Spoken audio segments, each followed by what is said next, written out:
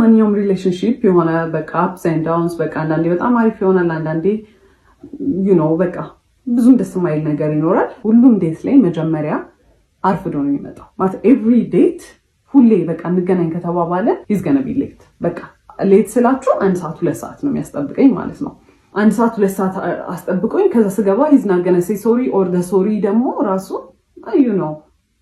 አረፈድኩ ምናምን አይነት ነገር ነውና ሁሉንም ዴት ስጀምር በጣም ተናድጄ በቃ ስለረፈደ በጣም ደብሮኝ ምናምን ነገር ነው የምገባው።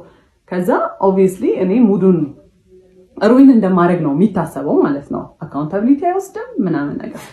ከዛ በኋላ አፍተር ይር ምናምን ነገር አመት የልደቴ ሰዓት ሁለተኛ የመጀመሪያ ልደቴ ላይ ጊፍት ልኳል ብያቸዋለሁ። ሁለተኛው ልደቴ ላይ ታመም ያለው ምናምን ብሎ I was በጣም worried።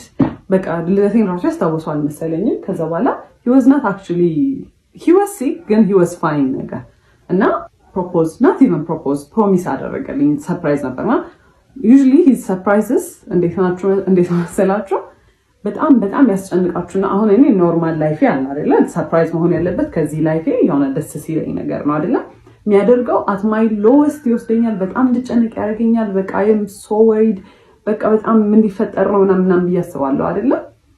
ከዛ በኋላ ሰርፕራይዙ መልሶ እዚህ ጋር ነው ሁላ የሚወስደኝ because I was በጣም ተጨናንቄ ስለነበረ እዚህ ጋር ነው የሚመልሰው ማለት ነው። ከዛ በኋላ I was worried። ከዛ በኋላ ፕሮሚስ ያደርግ because ያሳየኝ ልክ ማለት ነው ጓደኛው ነበረ በመኪና ወደ ሆስፒታል ሊወስደኝ ነበር እና መኪናው ሲነዳ ራሱ በቃ አረቀስ ብላችሁ ነዱ በቃ ታመም ያለው ምናምን አይነት ነገር ማለት ነው። ከዛ ጁስ ገዝታችሁለት ነው ብለውን ነው ጓደኞቹ ከአንደኛው ጓደኛው ጋር ሄደን ጁስ ልንገዛ ስንል የሆነ ሰዓት ላይ እንዲዞርሰል ሱፍ ለብሶ ምናምን ነገር የመጣው ማለት ነው። it was nice ግን I was worried። ከዛ በኋላ I was happy actually በጣም ነበር ደስ ያለኝ። ከዛ በኋላ ደስ ብሎኛል ግን we've never talked about marriage። ጭራሽ እኔ ስለ ትዳር ከሱ ጋር ወርተን አናውቅም። መቼ ነው ሰርግ እንዲሆን የምትፈልጊው ፕሮፖዛል እንዴት ነው የምትፈልጊው ምናምን ነገር የለም። ጓደኞቹ ባሉበት በቃ ፕሮፖዝ አደረገ። ፕሮሚስ ስለ በቃ ስራ የለም በጣም ተጨንቄያለሁ ምናምን ነገር አለ ማለት ነው።